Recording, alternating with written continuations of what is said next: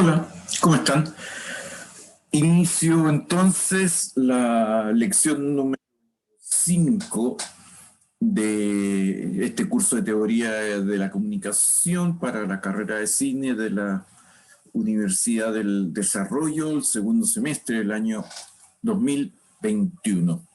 Como les dije, a diferencia del trabajo que venía haciendo en estas lecciones, usando sobre todo la pizarra que permite articular Zoom, en esta ocasión voy a emplear un PowerPoint, ¿no? Porque me interesa trabajar con algunas definiciones, con algunas ideas, así que por eso voy más bien con el PowerPoint. Les recuerdo que hoy día el objetivo de la clase es discutir el concepto de cultura. Y los contenidos tienen que ver con dos cuestiones. Uno, la noción de cultura propiamente tal. Y segundo, el tránsito que ha habido en esta discusión sobre qué es cultura, de una mirada más bien civilizatoria a una mirada sociosemiótica. ¿Qué es cultura? Vamos a partir por eso. Fíjense que esto es una cuestión bastante simple, ¿no? Google, persona culta, y fíjense lo que va a aparecer. Fundamentalmente hombres, libros, personas que han leído. Es decir, algo nos hace pensar que el culto es una persona que está instruida, que se ha introducido en lecturas que le han permitido ser una persona conocedora de lo que yo voy a llamar el capital cultural propio de la ilustración. Y a ese capital cultural propio de la ilustración se le suele llamar el cultura general. Este es el Museo de Bellas Artes en Santiago. Este edificio fue construido el año 1900 para 1918 como un aporte a la celebración del centenario de la independencia de 1910, ¿no? Al cumplir los 100 años. Entonces, para que vean que esta idea del oculto vinculado al arte, a las bellas artes, está súper metido incluso en el Estado de Chile. Entonces, esta mujer artesana pareciera que no es tan culta porque no expone en un museo, sino que expone en la calle. Lo culto es digno de exponerse en el museo, la artesanía solamente se expone en la calle. Esta es la clásica vista de Valparaíso, del Muelle Prat, donde están los puestos de artesanos para vender a los turistas. ¿Esto es o no es cultura? Los que tengan más experiencia saben que esto es fútbol de barrio en una cancha de tierra donde las personas juegan un fútbol recreativo los fines de semana.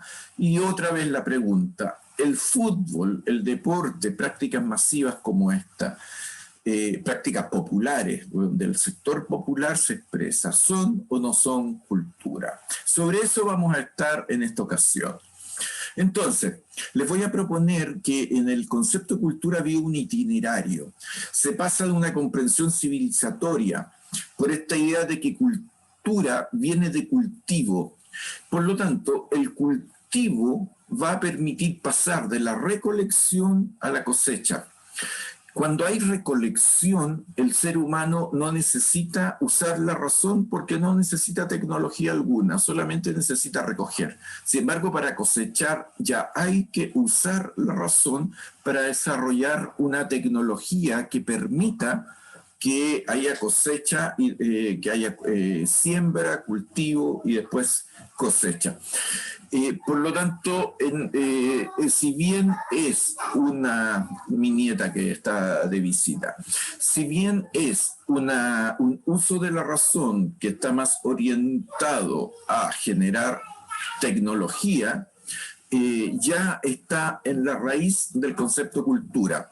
Después cultura se va a entender como un uso autónomo de la razón que permite la autonomía dentro del proyecto propio de la ilustración o su otro nombre, la modernidad. Y por lo tanto la pregunta es, ¿qué se puede cultivar? Entonces, si uno propusiera un orden cualitativo, lo primero que se puede cultivar es la tierra, pero luego esto va a ser incluso despreciado porque se supone que es un trabajo menor. Entonces, después de cultivar la tierra, ¿qué otra cosa se puede cultivar? Se puede cultivar el cuerpo. De hecho, hoy día, por ejemplo, aunque están por la pandemia en condiciones de clausura o de reducción del aforo, estamos llenos de gimnasios, llenos de un cultivo al cuerpo donde lo que se cultiva es precisamente el cuerpo. Pero también se puede cultivar la mente. Y este es un cultivo muy importante. Y para eso están las universidades, los colegios, las bibliotecas. Y finalmente, en esta curva cualitativa, lo que se puede cultivar es el espíritu.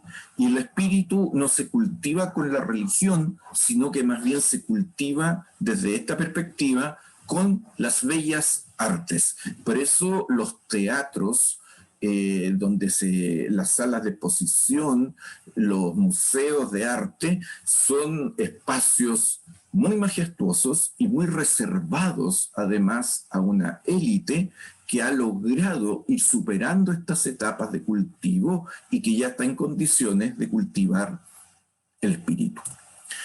Entonces, pasamos de esta comprensión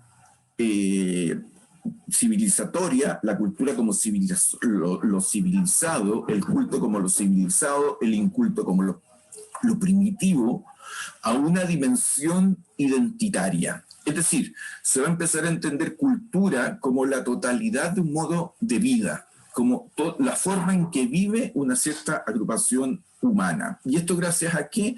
A que es un sistema de significados que permite coordinar la vida social.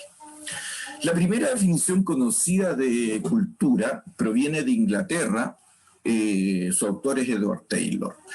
Ustedes pueden apretar la pausa para leerla con calma. Yo voy a ir más rápido en esta parte de las definiciones.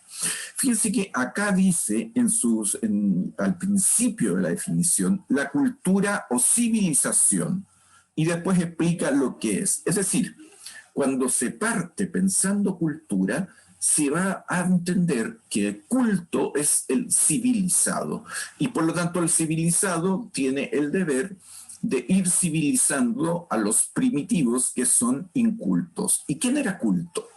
El hombre masculino, blanco, heterosexual, judeocristiano y propietario, y además jefe de familia.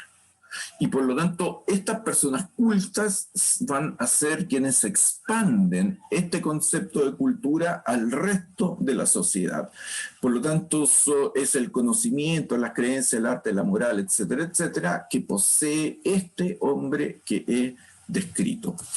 Más contemporáneamente, Geertz, que ya lo vimos en la clase anterior, va a plantear que en realidad cultura no tiene que ver con civilización, sino que tiene que ver con los significados que permite que los seres humanos interpreten su existencia y su experiencia. Por lo tanto, la cultura es la dimensión simbólica de la sociedad. La sociedad sería la estructura, las reglas, las leyes, etcétera, y la cultura, los significados que permiten que esa estructura funcione.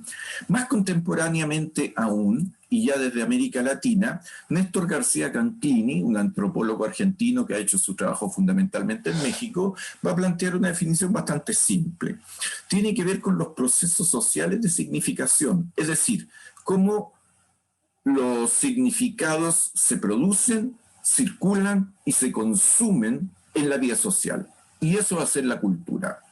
Y en esto, evidentemente, el cine ocupa un lugar relevante en términos de poner a circular y permitir el consumo de unos ciertos significados en la vida social.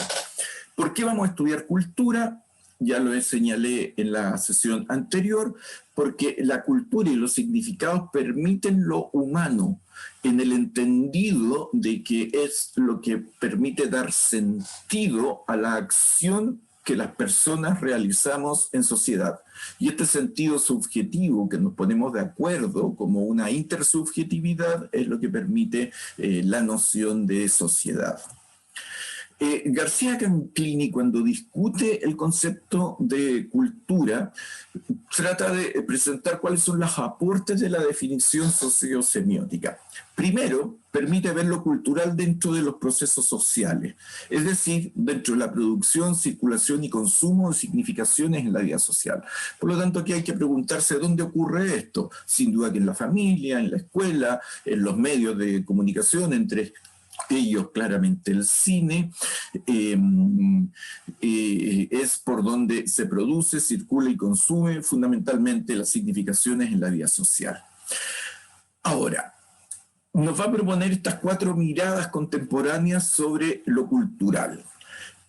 ¿Cuál es la primera? Lo que organiza la identidad. ¿Qué significa esto?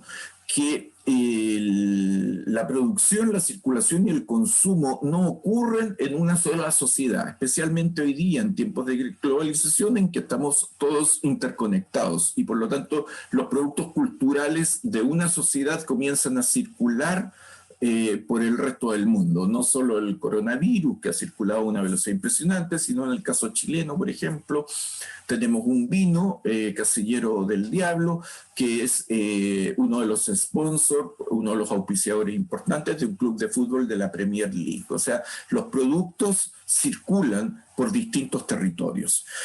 Pero en cada territorio se produce una apropiación de repertorios culturales diversos y por lo tanto lo que nos llega de otro lugar, nosotros lo adaptamos. Por ejemplo, Chile es el único país donde se comen McPalta, hamburguesas con palta, o en la India, McDonald's vende hamburguesas pero no de carne por motivos obvios. En Chile hay sushi con merquén y en Japón evidentemente no hay sushi con merquén. La segunda cuestión que plantea García Canclini tiene que ver con la producción y la reproducción de la cultura. Es decir, hay un vínculo profundo entre lo cultural y lo social, porque si bien la cultura es la producción de significados, estos significados se adquieren en la vida social y por lo tanto los significados afectan a la vida social, pero una vez que llegan a la vida social también estos significados pueden cambiar. Piensen, por ejemplo, lo que significaba el matrimonio, lo que significaba la familia, lo que significaba carabinero hace unos años y lo que significa hoy. Y por lo tanto, en este sentido, la cultura es un espacio de reproducción social, ya que el orden simbólico cultural es previa a la existencia del individuo. El individuo cuando nace se incorpora a este orden social, es incorporado por sus mayores y por lo tanto reproduce el orden social propio de esa cultura. Pero además la cultura es un espacio de organización de la diferencia. Culturalmente nosotros aprendemos a reconocer a qué grupos pertenecemos, a qué identidades, a qué nosotros, la GCU, la gente como uno, y eso me permite también conocer cuál es la diferencia. Acá en Viña del Mar, por ejemplo, en Reñaca, hay un sector, el sector 5, que en la playa de Reñaca, donde van ciertas personas y saben que se van a encontrar solamente con GCU, ¿no? Con gente como uno. Pero también la cultura, el tercer aspecto, es que es conformación del consenso, porque la cultura contribuye a que haya legitimidad del orden institucional. Es decir, nosotros culturalmente le debemos respeto y eso nos hace, por ejemplo, respetar el disco par, el semáforo, el cruce por las esquinas. Sin cultura, sin estos significados compartidos, el orden social no tendría legitimidad. En el caso chileno tendría menos legitimidad aún de la que hoy posee. Y por lo tanto, desde esta perspectiva, hay modos de autorrepresentarse y de representar a otros. Los que sean conocedores del fútbol saben que hay tradición en la barra chilena de cantar, de seguir cantando la canción nacional, aunque el tiempo que concede la FIFA para la interpretación de los himnos patrios, clausura la música, pero se sigue cantando con fuerza esta idea del asilo contra la opresión, un modo de autorrepresentarse, pero también de representar a otros. Nosotros entendemos culturalmente cómo son los franceses, cómo son los argentinos. Charly García dice que la alegría no es solo brasilera, o sea, esta idea de que los brasileros son esencialmente alegres. Y por lo tanto, lo oculto tiene que ver con comportamiento, con cómo nos comportamos, cuáles son las normas aceptadas, de qué forma yo me puedo presentar, qué puedo hacer y qué no puedo hacer públicamente. Por ejemplo, en Chile, usar mondadientes después de comer está mal visto. Sin embargo, en Venezuela es parte de la... no hay ningún problema en que eso se haga públicamente, y los restaurantes ponen mondadientes para que después de comer uno escarbe tranquilamente la comida que ha quedado adherida a la dentadura. Y finalmente, García Canclini va a plantear que la cultura es una suerte de dramatización eufemizada, con lo cual, entre otras cosas, se evita que los conflictos sean reales y los conflictos pasan a ser simbólicos, porque propone ciertos modos en que transcurran los conflictos en la sociedad. Por ejemplo, a través de juegos, el deporte aquí cumple un rol clave. Chile, cuando juega contra Perú, los seleccionados masculinos nacionales de fútbol, habitualmente los titulares son al abordaje muchacho, la contienda es desigual, etcétera, etcétera. Son una forma de eufemizar el conflicto de guerra que tuvimos con Perú hace ya más de 100 años. Hay los juegos, los cantos, las danzas, ¿no? Y por lo tanto, la cultura ofrece la posibilidad de dramatizaciones simbólicas de lo que ocurre. Piensen en el hip hop, como el rap, el canto, permite que ciertos sectores de la sociedad cuenten sus problemas, sobre todo los sectores más postergados, más carentes, más pobres, cuenten sus problemas al resto de la sociedad. En el teatro, en el arte callejero hay harto de esto. En ese sentido, mirar la cultura sociosemióticamente implica dejar de entender la cultura como un sustantivo, la cultura, y empezar a entenderla como un adjetivo, lo cultural. Ya no importa empezar a tratar de delimitar cuál es la cultura chilena, por ejemplo, cuál es la cultura mapuche, sino más bien identificar cuáles son las dimensiones culturales de las distintas prácticas que nosotros realizamos en la vida social. ¿Cuál es la dimensión cultural de cuestiones tan discutidas como el rodeo, que hoy día es una práctica cuyos significados están absolutamente en disputa? ¿Cuál es la dimensión cultural del baile? ¿Qué significa el baile, sobre todo los perreos, etcétera, etcétera? ¿Qué son? Y por lo tanto, la cultura deja de ser vista como una esencia, sino que más bien empieza a ser vista como diferencia que permiten articular la frontera. Esta es una idea de un historiador, de un académico indio, Appadurai. Es decir, gracias a la cultura, nosotros podemos articular las fronteras. Sabemos hasta dónde llegamos nosotros y dónde empiezan un nosotros otro. En el caso de Viña del Mar y Valparaíso, por ejemplo, una dimensión cultural importante es la pertenencia a clubes de fútbol. Y en Valparaíso los postes de luz están pintados de verde, con los colores del Wanderers, que es el equipo de ahí. Y en Viña del Mar los postes de luz están pintados con azul y amarillo, que oro y cielo, los colores del club de fútbol de Viña del Mar, del Everton. Por lo tanto, el objeto de estudio cambia. Ya no interesa entender la cultura, sino que lo cultural. Y por lo tanto, cómo en las fronteras se producen choques de significados. Y como la cultura es pública, tiene una cierta coherencia textual, pero que es localmente interpretado. ¿Qué significa belleza, por ejemplo, en el sector popular chileno y en el sector letrado, en el sector económicamente alto de la sociedad? Y van a haber dos conceptos absolutamente distintos de belleza, por ejemplo, en torno a la delgadez.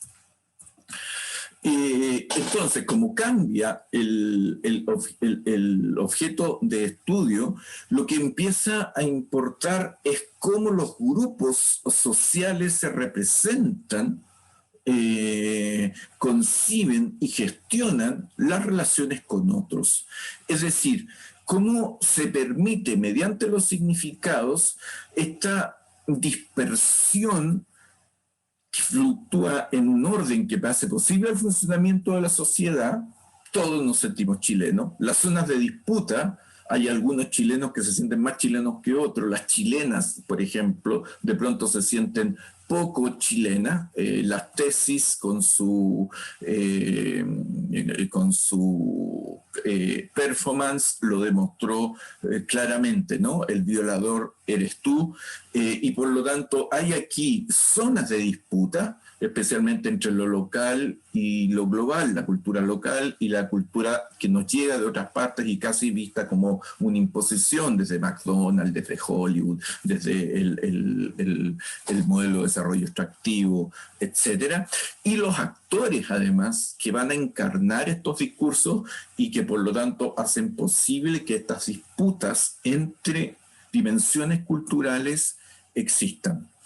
Y esto ocurre porque antiguamente, cuando digo antiguamente estoy pensando en el siglo XVIII, XIX, los únicos que eran interculturales son antropólogos, es decir, personas como Indiana Jones, ¿no? Que se iban a otros lugares del planeta a estudiar las culturas, que se iban desde los sectores ilustrados, letrados, donde estaba este hombre blanco, judío cristiano, heterosexual, propietario, etcétera, etcétera.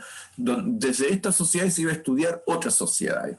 Entonces los interculturales eran los antropólogos y los marinos que iban de puerto en puerto y que podían conocer otras culturas. Sin embargo, hoy día somos todos interculturales. Todos. ¿Por qué? Porque todos participamos de las industrias culturales y también de las ciudades, y por lo tanto experimentamos intensamente la interculturalidad. Piensen, por ejemplo, lo que ha significado en Chile la presencia de migrantes afrodescendientes que se instalan, por ejemplo, con peluquerías que son absolutamente novedosas para el estilo de peluquería o de barbería, como dicen los españoles, para nosotros. O cómo empezamos a incorporar expresiones, palabras de otros países y que nos llegan a través de la televisión, expresiones brasileras, mexicanas, etc. Entonces, hoy día, para ser intercultural, no tienes ni siquiera que salir de tu casa. Basta con estar conectado a las industrias culturales y es cosa de ver en la micro, en el metro, en el Transantiago, cómo las personas van con el teléfono celular apreciando lo que ocurre en otras partes. Por lo tanto, la visión sociosemiótica de la cultura lo que va a hacer es que nos va a ayudar a explicar los conflictos sociales contemporáneos, porque ya estas dimensiones materiales, ¿no? Por ejemplo, la explicación marxista, que la conflictividad social tiene que ver por la relación entre capital y trabajo, es una explicación que sigue siendo importante, pero no es la única, porque la visión simbólica, los significados, qué significa ser mujer, qué significa ser afrodescendiente, qué significa ser mestizo, qué significa ser mapuche, qué significa ser descendiente europeo, va a tener valores, significados distintos. Y eso, como he comentado en clase, se expresa, por ejemplo, en las marchas donde hay personas con distintos tipos de reivindicaciones que apelan a distintos significados.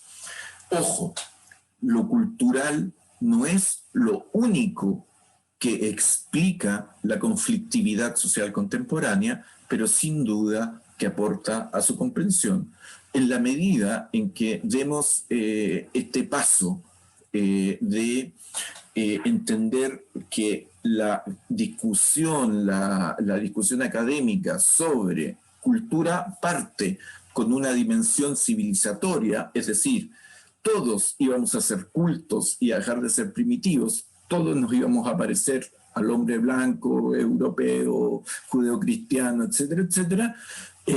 Y de esa idea transitamos a una visión identitaria de cultura.